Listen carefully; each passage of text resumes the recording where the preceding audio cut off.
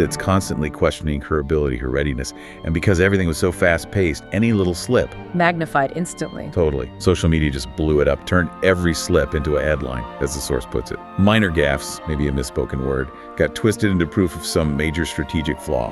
Which must have made it really hard to just stick to their own positive message. Incredibly hard.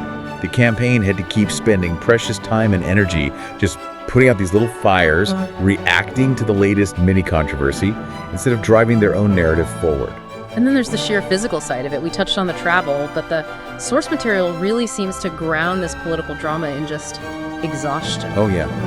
The book explicitly mentions the extreme sleep deprivation that came with that geographic blitz. People were running on fumes. And the pressure wasn't just digital or from the media? No, it was physical too. Yeah. The sources mention protesters frequently disrupting rallies. That adds a whole other layer of stress, security concerns, emotional toll. Right. It makes it clear this wasn't just politics as usual. It was this constant draining test of sheer stamina, of emotional resilience, all while knowing that clock was ticking down. So when you have that kind of intense pressure coming from the outside, it's almost inevitable it starts to cause problems inside the campaign too, right? This internal chaos. Exactly. That campaign structure, thrown together overnight, was bound to be fragile. And the book definitely lifts the lid on some significant internal friction.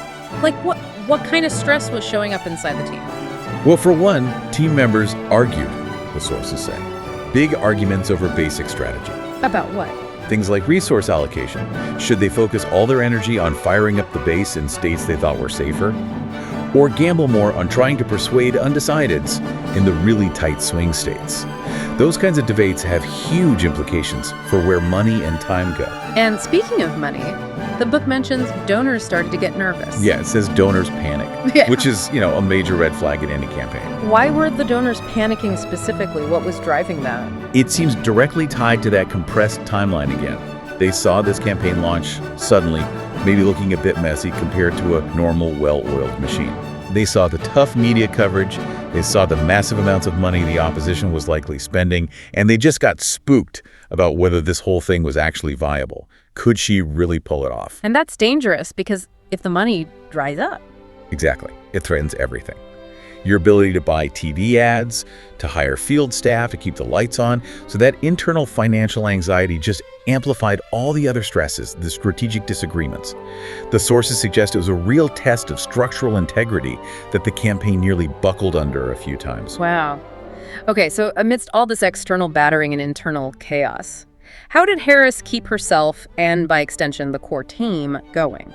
The book points to a specific philosophy she leaned on. Yeah, it suggests she found a way to reframe the whole struggle, drawing on her own writings. There's a key quote the authors highlight: "Every campaign is a test not of power, but of purpose." Not of power, but of purpose. What's the significance of that distinction? It's crucial psychologically. If your only goal is power, just winning the election, then every setback, every bad poll, every tough news cycle feels like a failure.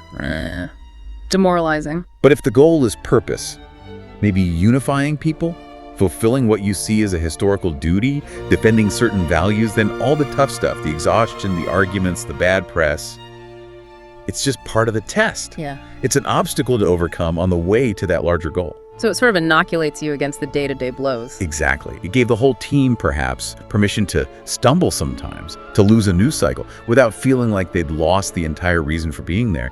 It anchored them to something bigger than just the immediate horse race.